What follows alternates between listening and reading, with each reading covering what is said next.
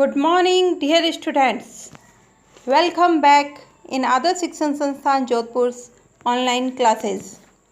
Students, पिछली class में हमने फर्स्ट चैप्टर को कंप्लीट किया था। आज हम अपनी इंग्लिश क्लास 5 की इंग्लिश बुक का चैप्टर 2 स्टार्ट करेंगे, जिसका नाम है लेट्स लर्न प्राणायाम।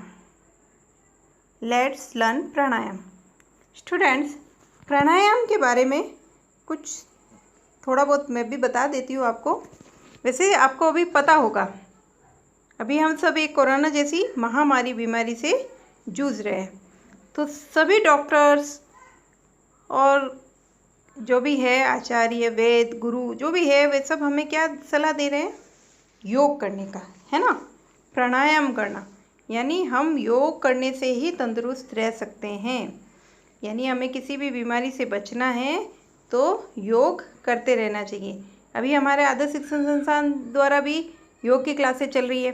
आदर्श विद्या मंदिर स्कूलों से काफ़ी चल रही है, ऑनलाइन क्लासेस चल रही है, और उन्हीं क्लासों में योग सिखाया जा रहा है।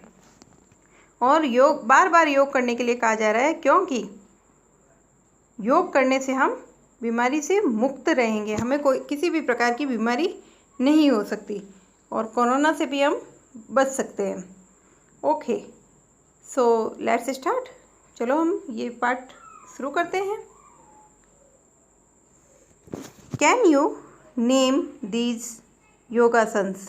क्या आप इन योगासन्स के नाम जानते हैं? ये जो आपके सामने पिक्चर्स दिए हुए हैं ना, फर्स्ट, सेकेंड, थर्ड एंड 4, ये जो 4 पिक्चर्स है, पोजेज है, ये जो आकृतियाँ बनी हुई है, उनके क्या आप नाम जानते हैं? ये कौन सा योगासन है? यस, विद्या भारती के सभी स्टूडेंट्स को पता होना चाहिए, है ना, और सबको पता होगा, क्योंकि हमारे यहाँ तो योगासन होता रहता है। तो ये कौन सा योगासन है? फर्स्ट जो है वह है चक्रासन। कौन सा है? चक्रासन। CHAKRASANA,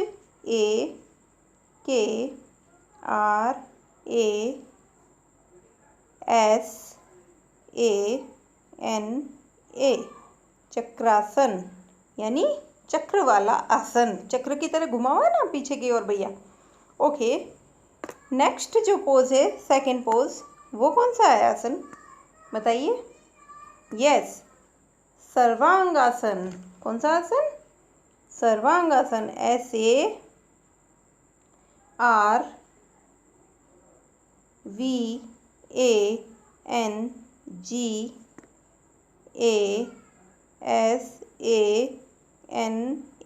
सर्वांगासन, है ना। यानी उसने क्या किया? सारे अंगों को अपना ऊपर की ओर खींचाव रखा है। यस, नेक्स्ट है थर्ड जो आसन है, वो कौन सा है? हला आसन। कौन सा आसन है? हला आसन। HALASANA,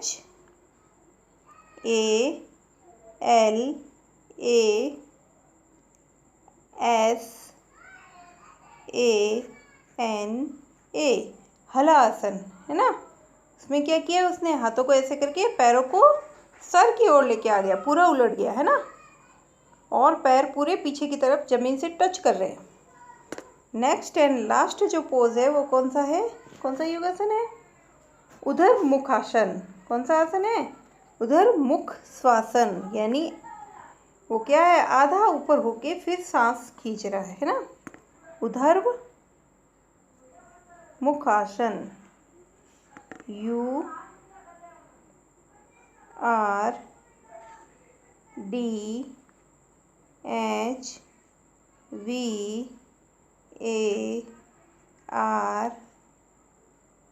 उद्धव, फिर है मुख, MUKH,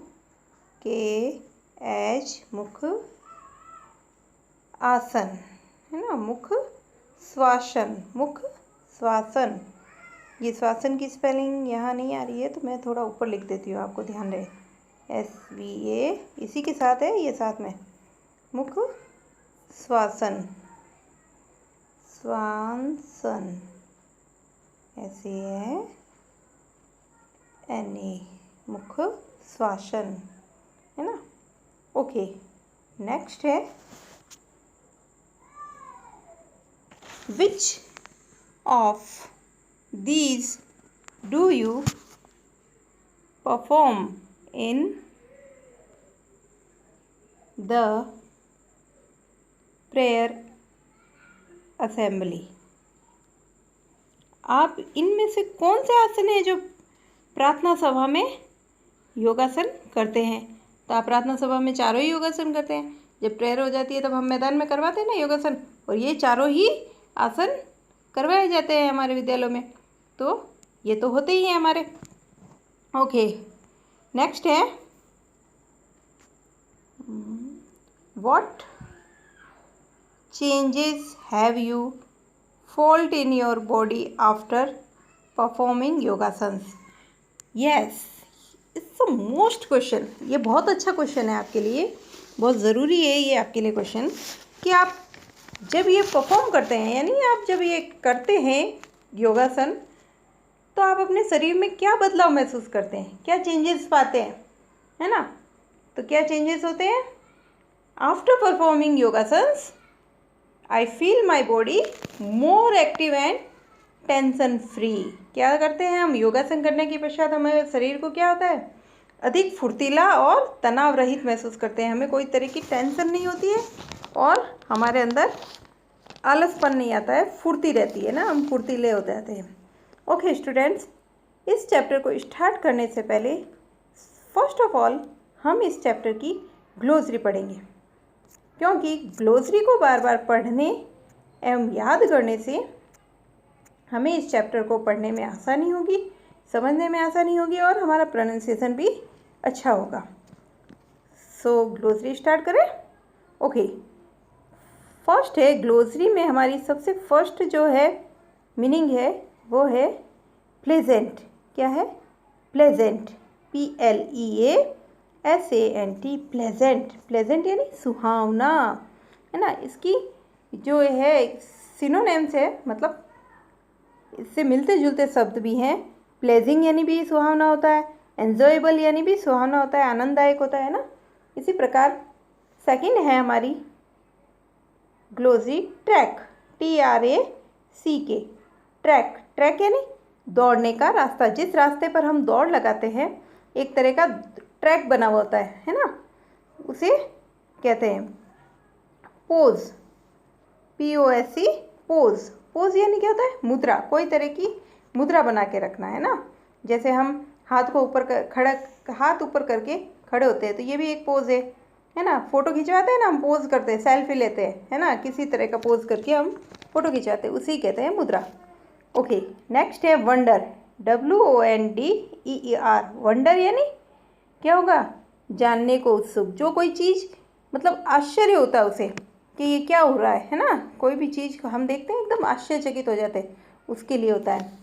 इसमें इसका क्या दिया है? To ask yourself questions और express a wish to know about something, यानी किसी चीज़ के बारे में जानने की उत्सुकता होना क्या है? वंडर, आश्चर्य होना, किसी चीज़ की जानने की उत्सुकता होना हमारे अंदर। नेक्स्ट है क्यूरोसिटी, CURIOSITY। क्यूरोसिटी यानी जिज्ञासा, है ना। कोई इच्छा होती है हमारे अंदर, प्रबल हो जाती है कि ये हमें जानना ही है, कोई चीज़ जानने की इच्छा होती है बहुत ज़बरदस्त, वह जो जिज्ञासा होती है उसे क्यूरोसिटी कहते हैं। Okay, extension, extension, EXTENSION, extension यानी the act of adding of something, यानी क्या होगा? विस्तार, यानी बहुत ज़्यादा विस्तृत होना। रेड्यूस, REDUCE, रेड्यूस यानी टू मेक समथिंग लेस और smaller in size, quantity, price, extra, यानी कम करना। रेड्यूस यानी कम करना, किसी चीज़ की कीमत कम करना, है ना, किसी की साइज़, आकृति कम करना, ऐसे बोलते हैं ना, वैसे ही रेड्यूस यानी कम करना, यानी गति तेज कम ज़्यादा होती है ना, उससे भी कहते हैं। नेक्स्ट है परफरेबली, PREFERABLY, प्रेफरेबली। प्रेफरेबली यानी प्रेफरेबली यानी प्राथमिकता के साथ, है ना, in a way that is more attractive और मोर सुटेबल, यानी प्राथमिकता के साथ।